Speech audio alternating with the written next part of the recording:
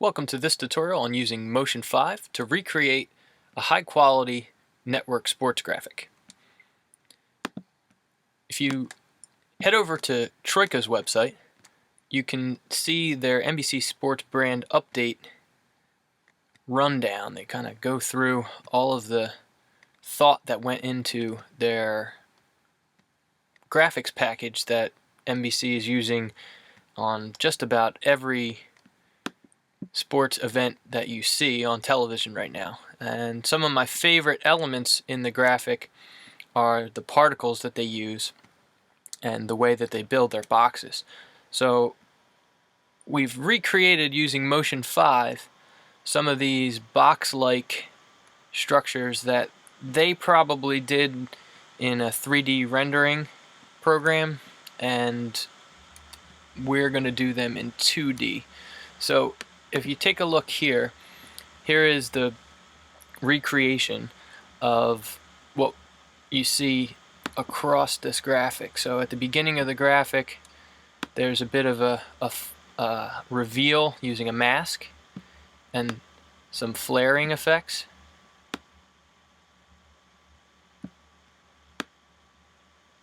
And then across the graphic, there's a shine that kind of travels from left to right, and these really unique glowing particles that kind of float in the corners of the box. And the bottom of the box is pretty interesting as well. It's got a cylindrical kind of shape. So let's take a look at some of the elements and how this was built. If I switch over to show the points for each of these elements, so I'll start at the bottom of the box and showing edit points. This is the top of the box here. So if you take a look here, this is a trapezoid. I can zoom in and show the corner of where I'm selecting to get a little bit more detail. So here is the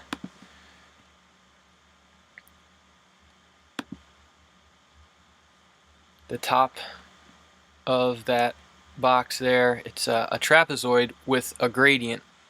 If we take a look at the gradient over here, you can see that the outside edges of the gradient are kind of lower in opacity, and the center of the gradient is high in opacity, so you can't see through it. And then the color-wise, it's got a lighter gray in the center, and at the edges it's got a darker gray to all the way over close to black.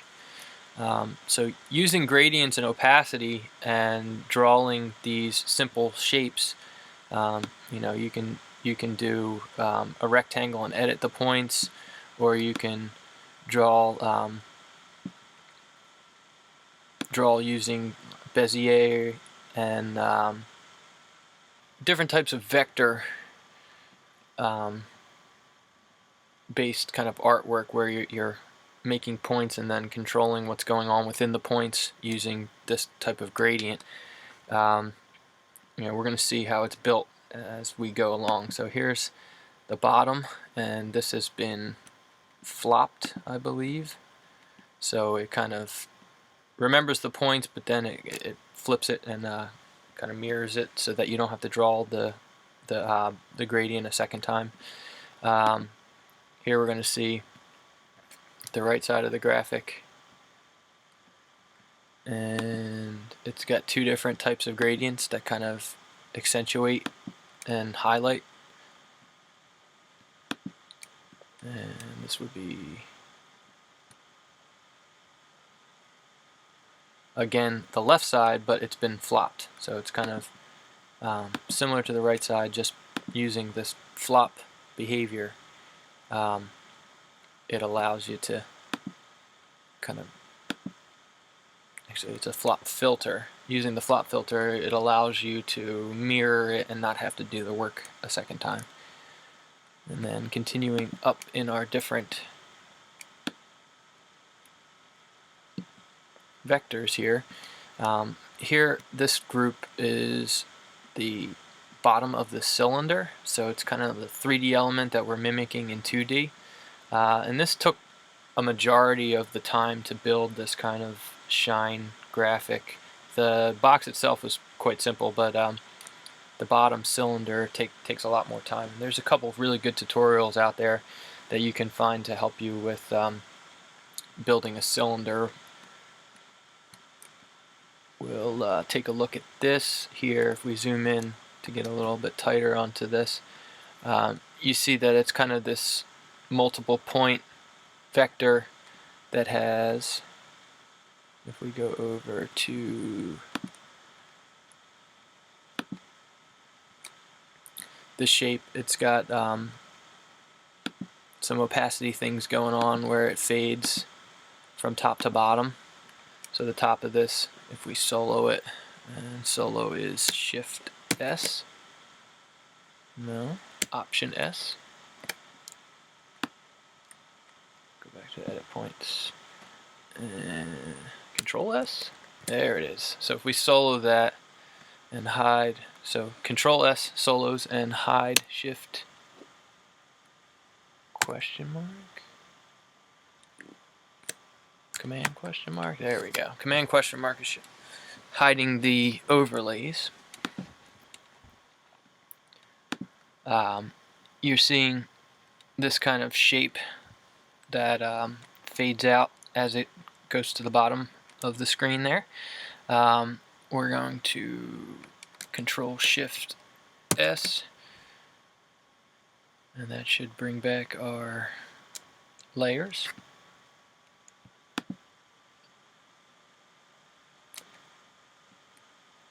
Oh, there they go. So that's this lower graphic, and we're gonna Command question mark again to bring back our points, I'm sorry, our overlays.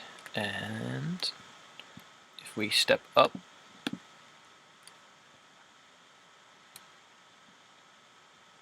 what are we looking at here? I gotta zoom out.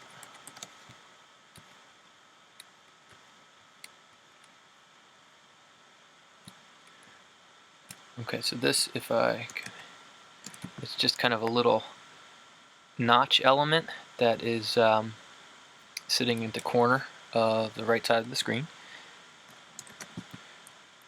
Again, that's going to be kind of this point-like gradient that has some opacity and grayscale coloring. As we go up,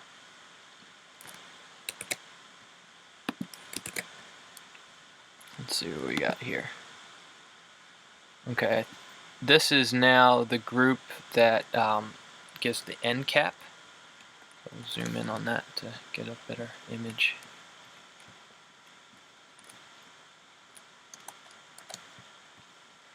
And this was probably the most complex part to get the shines correct, and there's a great tutorial that shows you exactly how to do it that I'll list and link out to. If you take a look at this gradient, there is some color things going on where the opacity is somewhat see-through at 75%, and then there are some handles here that start this shine, and this is the bottommost layer, so it's probably hardest to see. We start at the top, it picks out some of the highlights a little bit better. So here, this is a gradient that kind of starts off white and fades off as it comes to the top.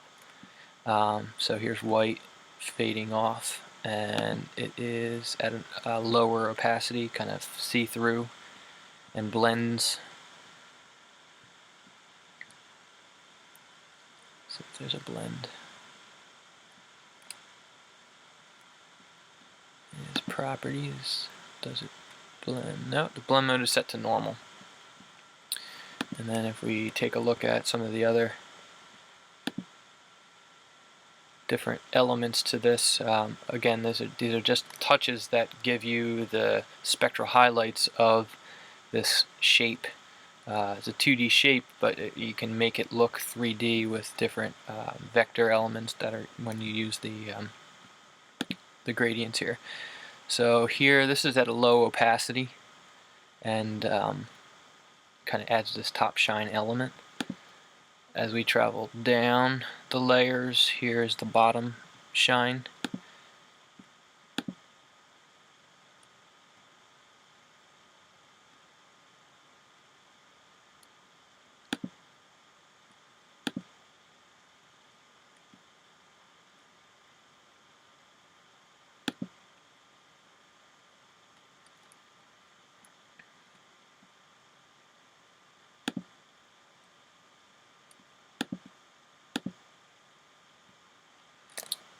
Okay, so this is just a straight white color with no gradient.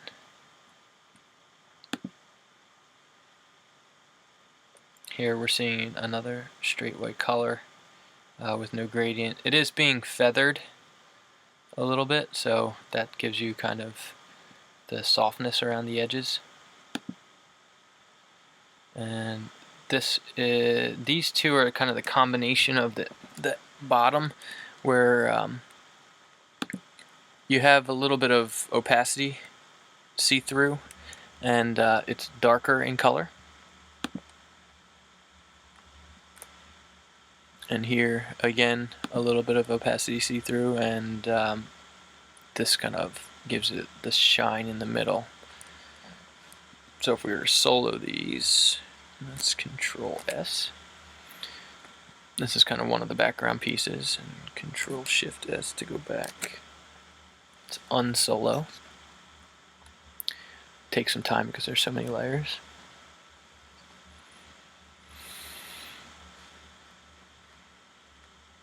You can kind of see what was going on in those layers there. Okay, and then this group was copied and flopped to make the other side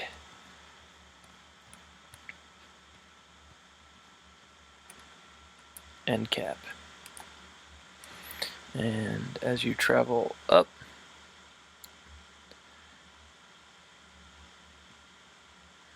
we start with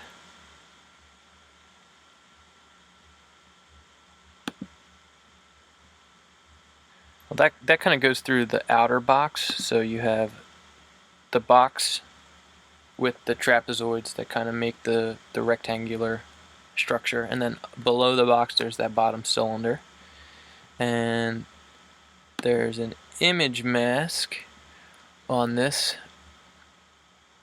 to constrain some of the graphics from spilling out of it. So we'll talk about image masks once we get it more up into the top section where the particles are kind of contained within the box. So let's take a look at this next section up. Zoom out all the way. Shift Z is a global zoom. Select one of the shapes, and now take a look at some of the elements within the boxes.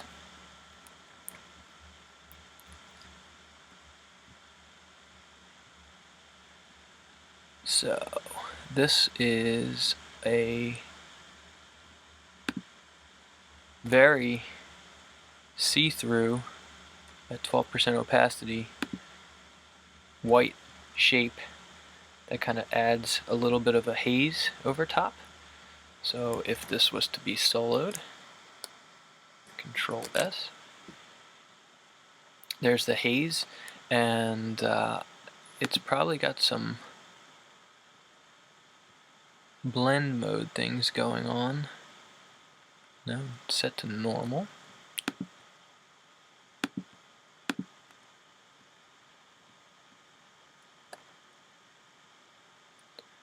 I guess because it is so see-through, so the opacity was set down at 12%, it makes it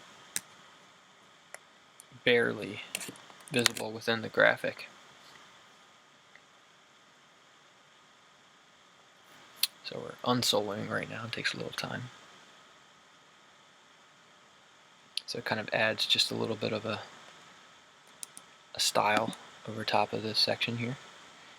And this, let's solo this one. And this is going to be hard to see because it's black. If we bring up the background, Here you can see that this is just a black shape that has kind of a little bit of see-through quality, so it's feathered out at the edges, and it is almost solid. Let's see if there's any. No blend mode on this.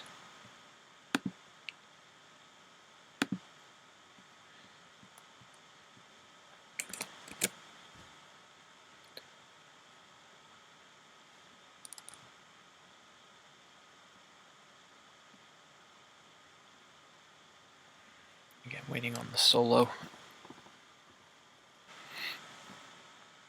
Okay, and then traveling up.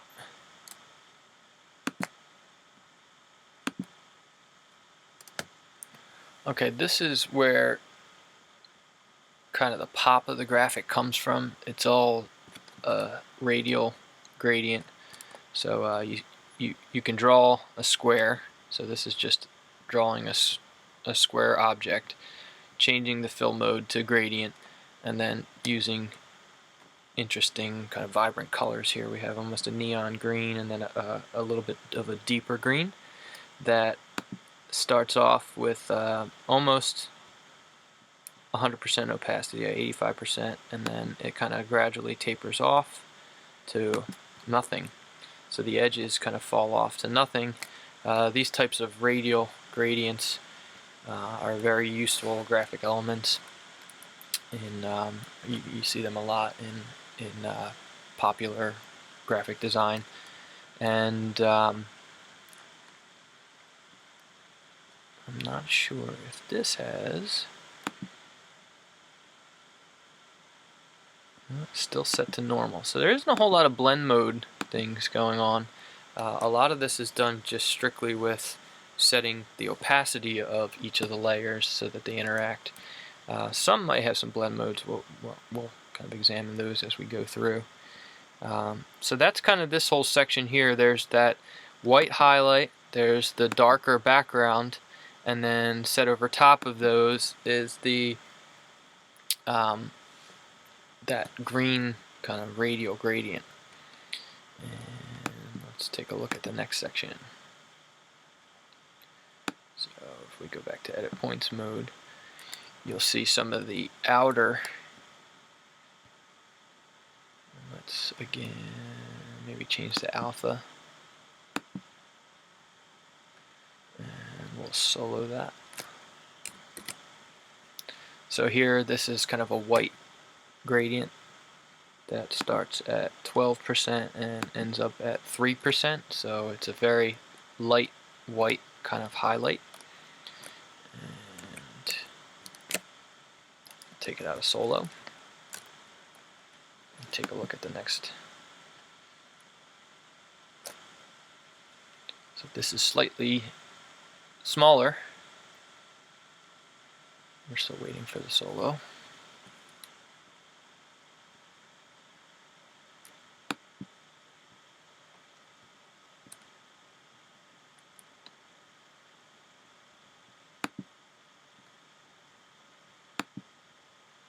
There we go. And now the inside element. We'll solo that and take a look. So there's that black element again. This is just straight up black, no color or no gradient, just a straight up black color, and then slightly lower in opacity.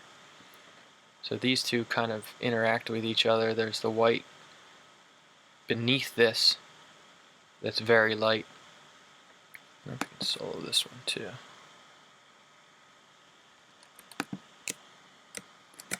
So we can get kind of the effect that's going on here. The white is outside of this black box, and the black box is somewhat see-through. The white outside this box is very see-through with a very low opacity.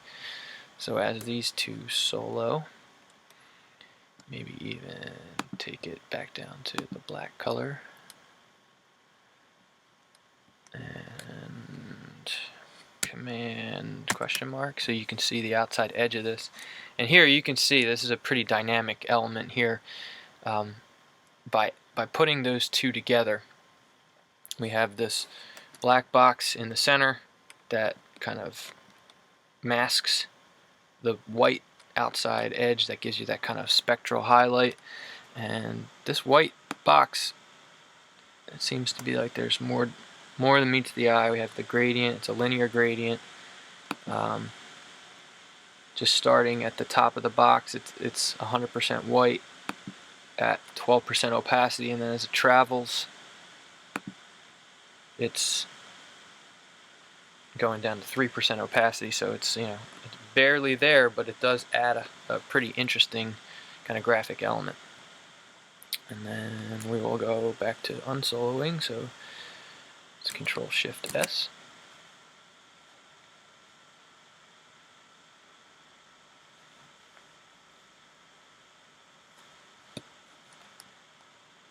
Okay, so that's that white spectral highlight that goes around. It's a black box in the middle and a white highlight on the edge.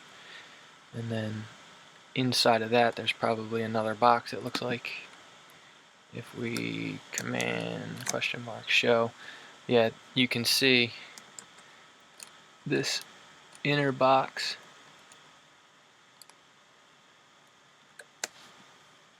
And let's try to solo that.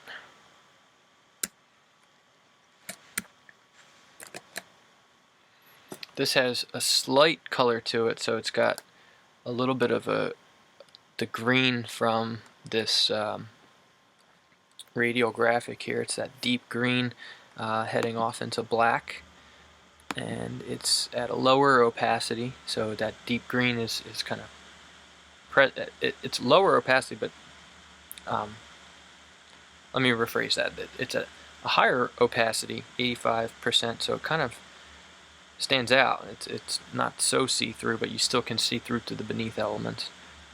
And it heads over to 0%.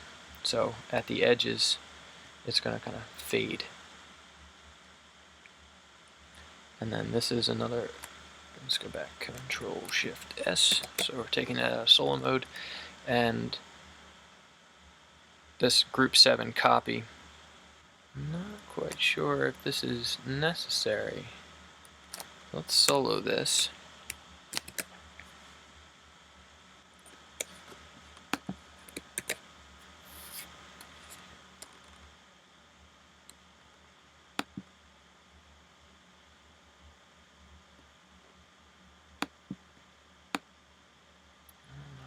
Anything even in this. So I guess when this was copied, it copied over Group 7, and those elements were probably deleted earlier on. So Control-Shift-S. Group 7 was not discussed in that left box section that we just talked about, but it's this motion graphics market logo in two different scales. So you take it once and kind of fit it within the box and use the box as a mask so that it cuts off the edges, and it looks like some of the graphic elements sit above it to kind of obscure it. And then in the background, it's being scaled much larger. So that's another brilliant Troika thing that goes on often. You kind of have this doubling effect in the background. Let's see if we can find one.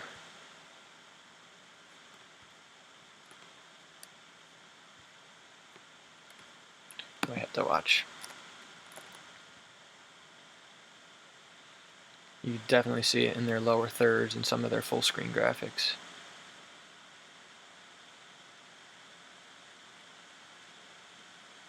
So here's full screen. These are just outstanding. Great work.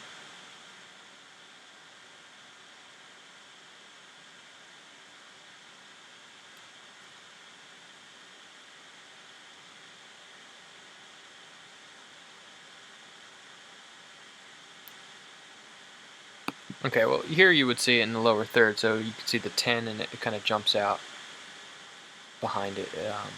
Very lower opacity, kind of blending in and at a larger scale and then getting masked off around the edges. So here you can see that, you know, this graphic was set to a larger scale. If we go to the properties, you can see that the opacity has been turned down, and the blend mode was set to linear burn, so it's kind of like back there in the background and kind of interacting with the green. And the mask, if we take a look at the mask, was set to that outside green layer, the gradient. So the gradient kind of masks it off and cuts off the outer edges of what's been scaled up. Okay, so I think we left off here.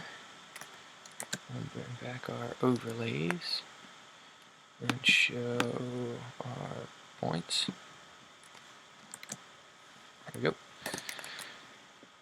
Let's go over to where the flare kind of disappears so we can see what's going on. So it was the black, or the white outer box, the black inner box, and the greenish inner box. And then this was unnecessary, so we can just delete that layer. And here is just the text layer. I used Helvetica. NBC has a font that they use in all their graphics. I'm not sure what that font is, and I think I did some research on it, and it was a paid font, so I'll be sure to list that at the bottom of the tutorial. If we take a look at some of the right box, it's going to be similar to what we just saw in that box. So a lot of these elements have just been copied over, and you can edit the points and reset the points. You can do that with this edit points tool, or if you go into the geometry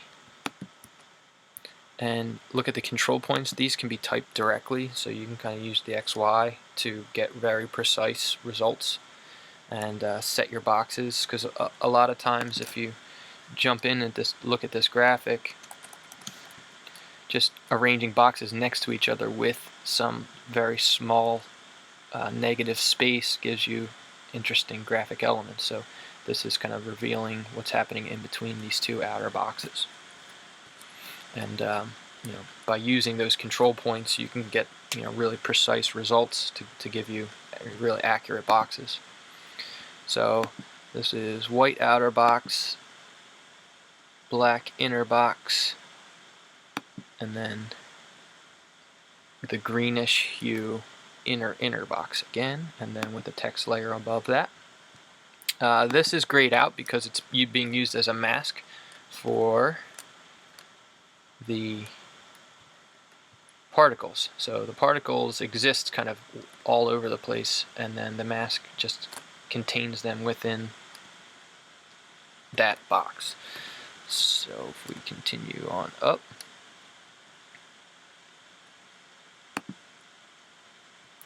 this is just the highlight that sits above this whole graphic.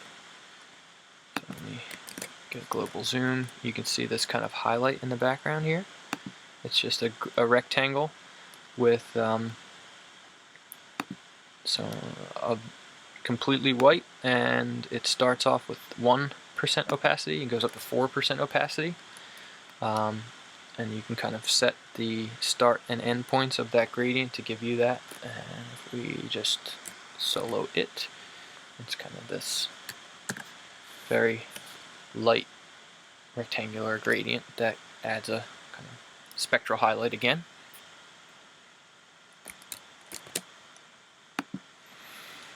And then we can continue up, and this might start getting into the emitter. Yes, so if you take a look, the emitter is just simple circles, and you can get a little bit more complex than just circles, but we made them very small to give you these little kind of globe-like points of light, and added a glow. So let's take a look at the filter. So here's the glow, if you wanted to use this type of glow. And then again, here is that mask that we were talking about, where it's retaining the particle system within the box. And we'll take a look at the emitter itself. So we're using a line emitter, and there's actually a few of them. So we have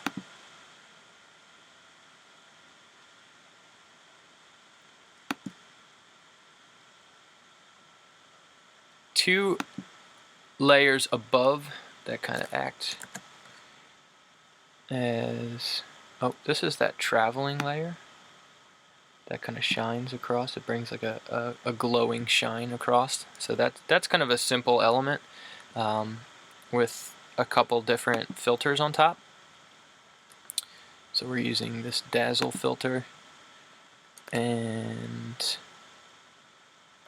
a fade in, fade out behavior at the beginning and end, and a motion path. So it travels from left to right in time from here to here. This second element doesn't move.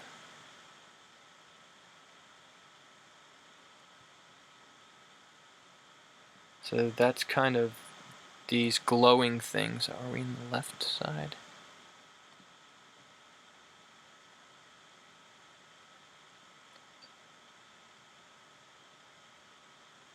Yes, so we're in sparkles left. So this object does not move, it just kind of stays here. And if we solo it and get rid of our overlay, we can see that this is kind of a mintier green that goes off to black, and it is at 100% opacity, so it kind of like obscures what's going on behind it. That seems like it could be dropped down a little bit, but the shape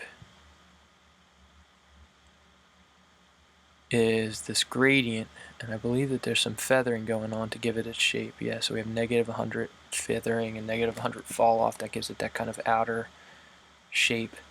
And if we look again back at the style, or the properties, I'm sorry.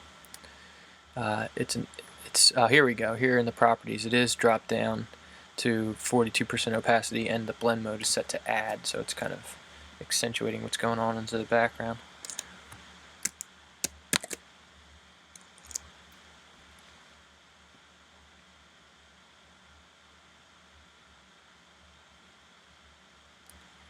So here you can kind of see that glow there.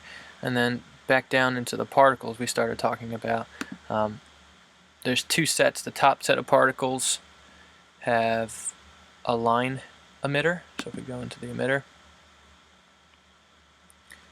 with these start points and end points, and here's the emission angle and range, and it starts off with 0 birth rate, so they're not being born. You're not adding new particles across time. It just has this amount of particles throughout the entire life of this whole sequence, and they're kind of just spreading out. So what you do is you create that line emitter, and then you drag it forward in the composition many frames. So like the end point of this sequence, I'm not sure if it's in here. Maybe it's in properties. If we look at timing, yes, the endpoint is back 150 frames, and it lasts the whole duration of the sequence, 751. This sequence is only set to 300 frames, so it's 10 seconds long, 30 frames per second.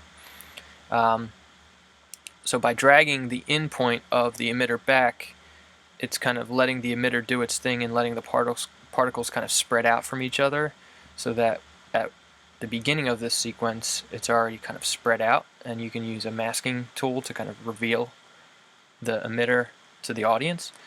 So if we go into the emitter here, you can see that it's a pretty slow thing that's going on. The speed is set to this 0.5 here, and it has a little bit of randomness going on, and it's got a big initial number, and they stay on the screen for the entire duration of this graphic. And we do have a little color mode over time, so I guess it's starting at this higher opacity and then going to a lower opacity, so 40 and starting at 100, so they kind of get a little bit softer as it goes later in time. And then properties wise, what kind of blending? It's an additive blend mode, and we've lowered its opacity there. So that's kind of the particles in the background. I think it's close to what you see in the original graphic, but I don't think I've officially nailed it. Their particles are outstanding, and really is the eye-catching part of the graphic, in my opinion. So there's two sets of particles in this left side. I'll bring back our overlay so we can see what we're looking at. Here's emitter 1, or emitter 2 and emitter 1. And once you get a good emitter, you can kind of copy it and then just tweak it a little bit. So this one was the first one we were looking at, and then I probably copied that over and set the opacity a little bit lower, it looks like. And then this one, again, there's no birth rate. There's a little bit less particles, the initial number that they stay on for the duration. This one's a little bit faster, so it gets very slow particle, and then this one has a little bit faster and a little bit of a different random speed generation. And we're opacity at 100, and again it goes down to kind of fading out, and that it's probably got the same blend mode set up, so additive blend mode, and it's a little bit lower in opacity than the last one. So that's kind of the emitters that are going on in the corners here. And I think that kind of wraps it up, aside from maybe talking about the is the one that moves. No, I think we already talked about that. That's the circle at the top. Here's the one that moves. And just cycling through, this was the left, and then here's the right. So this is kind of this whole system here. We have one and two emitters. That glowing green-like minty circle that glows and adds to anything behind it. And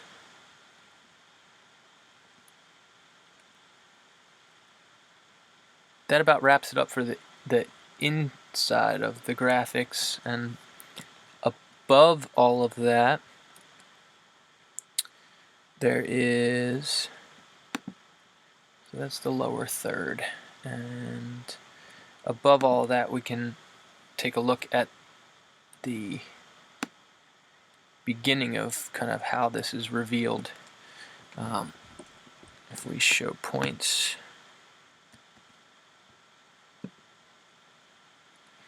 this is a shape that's been generated with this fill color, and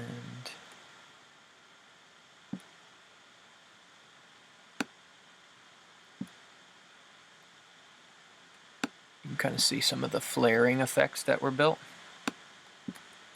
It's a green circle that has been shaped, and we'll go into the geometry. The control points were keyframed, so that's why it's kind of doing this. Starts off as a larger ellipse and then kind of squishes down. And if you look at the geometry here, there's some feathering that goes on, sorry, in the style. So the feathering and fall off is also being keyframed.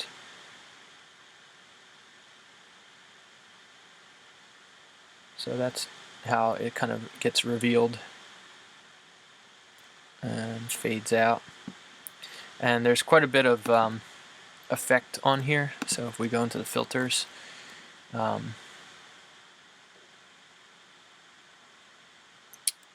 this was copied over from the first circle. So there's actually 3 different circles that are doing stuff here and are being keyframed and have some effects on it. So once one was created, then they were copied, and then different keyframing was done and different effects. So this was flip-flopped. There's an echo effect where it kind of makes a stuttering occur. The multiple iterations of the same kind of flash, and this only happens across the first second of what's going on, so up to 30, 40 frames. So it's happening very quickly, and then the dazzle is also applied there, and a bit of a move. So it starts from one location and goes to another location. And I think a lot of that was more so done with the keyframing than it was with the move. It doesn't look like the move is actually doing much. Look at the move behavior.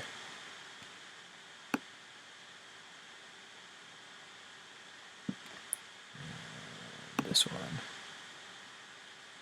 So you set the position, and it's setting a speed to decelerate.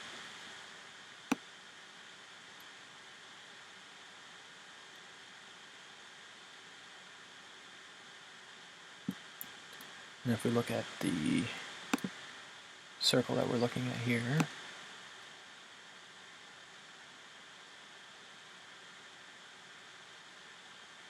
kind of starts off with this long tail.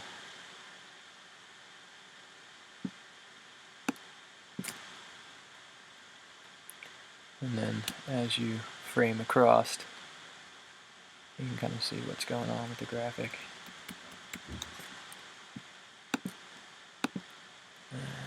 Let's take a look at properties. It's an additive blend mode, and the opacity is lowered.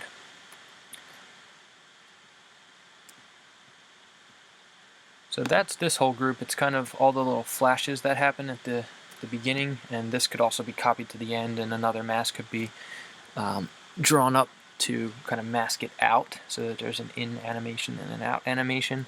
As of right now, there's only an in animation, and it stays on the screen for the duration. I wanted to show the mask that kind of reveals what's going on. So lower third, and let's see if we can find the mask.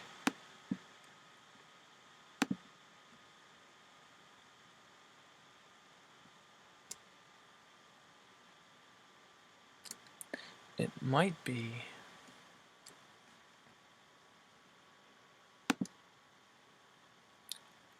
this.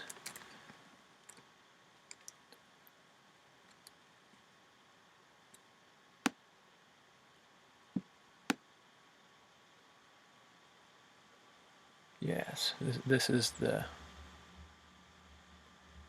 So if we look at the image mask, circle 2, so it's probably a circle that has a gradient. So we can show it.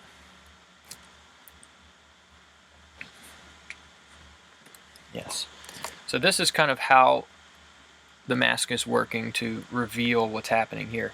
Anywhere where it is 100% white is going to be shown to the audience, and then as it fades out, that's what's not seen yet by the audience. So this is a circle, so you use the circle tool, and you're going to set the cut. It doesn't even have a gradient built, it's just a color, and then it feathers off and falls off very slowly, and then it moves. So if you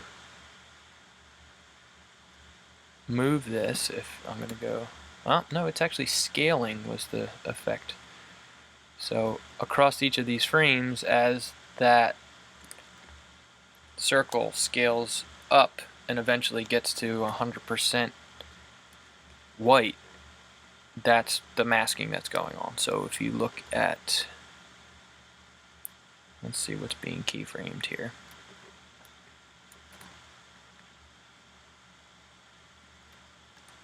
Probably in properties, yeah, position and scale changes. So you'll see the scale really jumping in order to do the revealing of the graphic in the background. And if we look at the mask, so I'll turn this back off, you can set up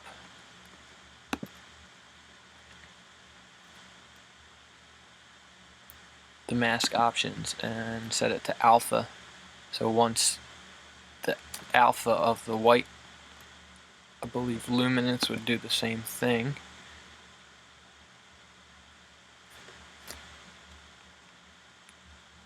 It looks like luminance reveals more faster.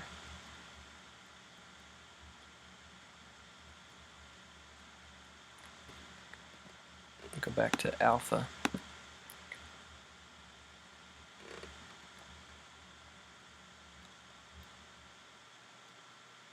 No, it's doing pretty much the same thing. So you're pulling the alpha from this circle layer that's hidden. So alpha is how much you can see through. It's basically opacity. So it's like you know, if there's pixels there, then they're at 100% and it can be seen. If there's pixels not there, then they're at 0%, and then it can't be seen. So if you go back into the mask, if you pull from the alpha channel and set this to add, subtract will do the opposite. So it's getting rid of what's going on in the background here.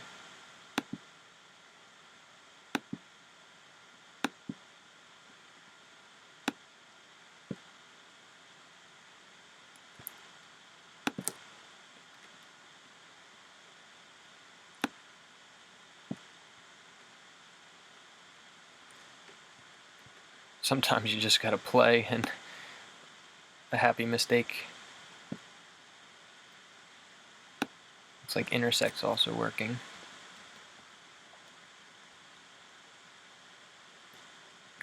I'll leave it to add.